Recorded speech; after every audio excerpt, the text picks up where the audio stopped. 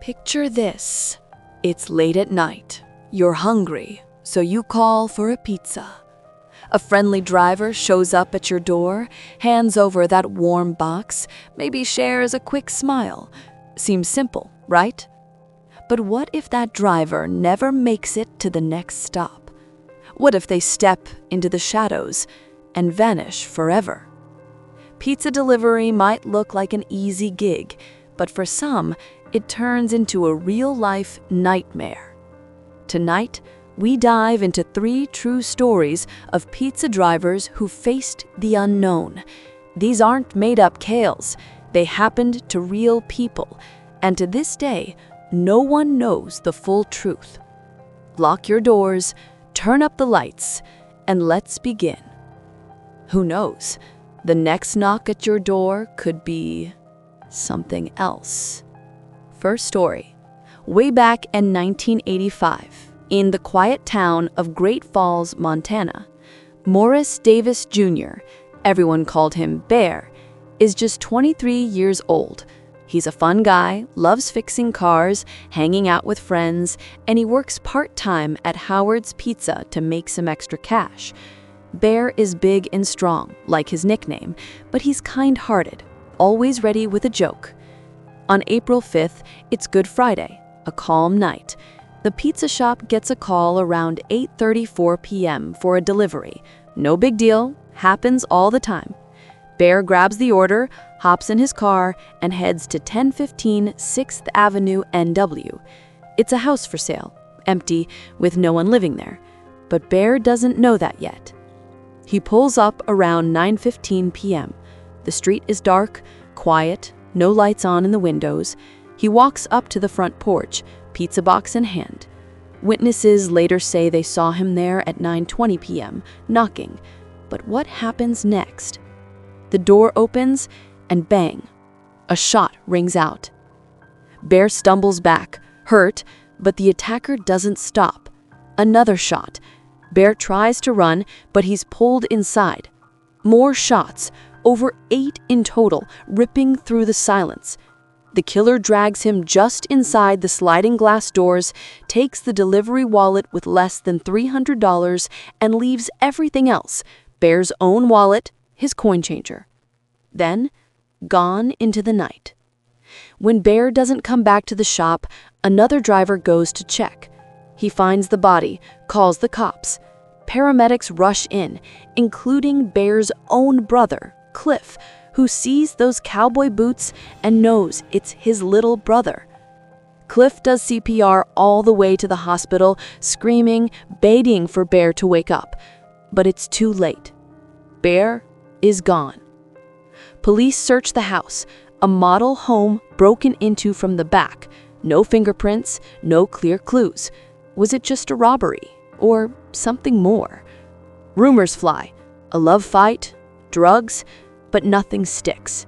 The family thinks maybe the killer wanted a different driver and Bear was in the wrong place. 3 years pass. Nothing. Then, in 1988, a gun shows up. A .22 caliber pistol pawned in town.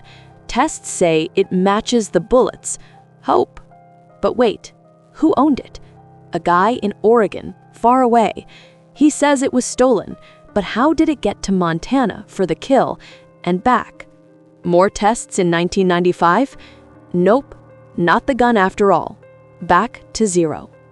Years later, in 2005, a detective points to Donald Dubray, a bad guy in prison for another murder. He knows too much about the house, the shots, where Bear fell. He even says he was there, but not the shooter. Dubray dies in 2016. No confession. The case, still open. A $7,000 reward waits. Who called for that pizza? Was the empty house a trap? And that gun, how did it travel like a ghost? Even now, on quiet nights in Great Falls, people wonder if the killer walks free, maybe ordering pizza again. But the shadows don't stop there. Our second story takes us to 2017, in Wichita, Kansas. Hassan Rahman is 26, a student from Bangladesh, full of dreams. He's smart, helps new kids at school, makes everyone laugh. To pay bills, he delivers for Pizza Hut. On November 25th, a normal Saturday night, Hassan grabs 2 orders, heads out near 13th and Oliver Streets. It's cold, dark, streets empty. He dops the first pizza fine, then the second. Something goes wrong. Hassan doesn't come back to work. Coworkers worry, drive out to look. At the last house, they find Pizza Hut stuff on the ground, like bags or boxes, stuff Hassan wouldn't just leave. Weird, right? They call police. Next morning, a lady spots a strange car near Douglas and Rock Road, miles away. She peeks inside and screams. Hassan's body, stuffed in the trunk, shot once, dead. Cops check everything. No stuff stolen from the car, no robbery. Hassan had no enemies, just a good guy. Friends say he was probably in the wrong place at the wrong time. But what happened? Did he see something bad at that house? A fight? A secret? Why move the body so far? Days later, the car's top sign, the one that says Pizza Hut, turns up blocks away on Willow Street, like breadcrumbs, but leading nowhere.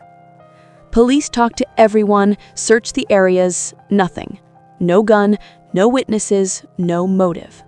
Captain Brent Allard says they're waiting for that one tip, that one clue. Hassan's friends hold vigils, cry for answers. Tanya, a close pal, says he made people happy. Why him? The Bangladesh community in Wichita still hurts, still waits. That same night, 2 more people die nearby, a mom and son shot. Linked? Police won't say. Coincidence? Or part of a bigger dark web?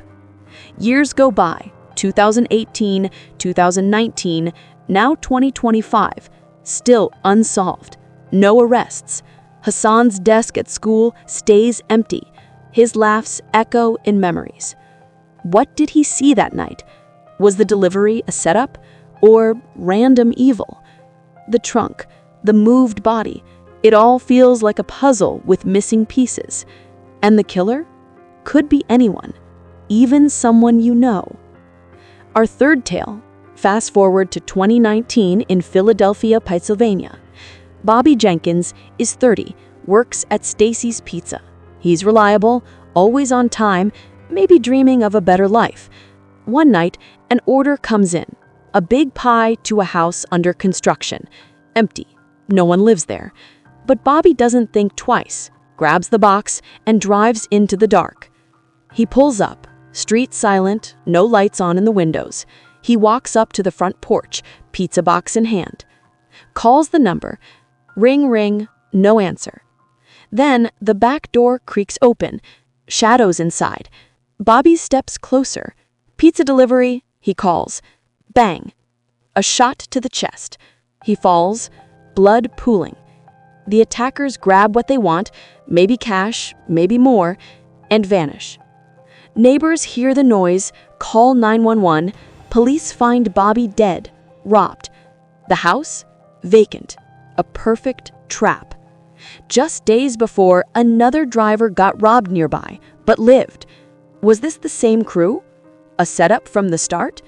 The fake order lures him in, like a spider's web. Police hunt for clues. No prints, no video. Who called the call? Why pick Bobby? Robbery for a few bucks? Or revenge? The case drags on, no arrests. Bobby's family begs for tips, posts flyers. The city buzzes with fear. Drivers now watch their backs, check addresses twice. To this day, unsolved. The killers walk free, maybe planning the next lure. That empty house, the open back door, it chills you, doesn't it? What if your next delivery is to a place like that? These 3 stories, Morris, Hassan, Bobby, show how a simple job can hide deadly secrets. Real lives cut short, families left with questions. No endings, just endless what-ifs. Was it random, planned, something supernatural in the shadows? The truth hides out there, waiting to be found. Or maybe it's closer than you think. If these tales kept you on edge, hit like, subscribe for more true unsolved mysteries. Share your thoughts below. What do you think happened? And next time you order pizza, listen for that knock.